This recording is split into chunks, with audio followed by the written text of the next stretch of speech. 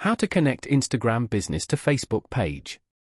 To get started, open up the Facebook application on your phone. You will then be brought to the Facebook homepage where you can view pages and friends' posts.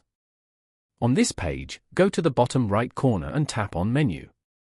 Then, tap on your profile at the top. Here, tap on the edit icon above the profile picture as shown. Scroll down to the links section and tap on Add beside it. Tap on Add Social Link under Social Links. Over here, select the platform you want to link. For example, Instagram. Then, type in your Instagram username below it. If you're unsure, you can go back and open up the Instagram application to check your username first. And then come back to the previous page on Facebook.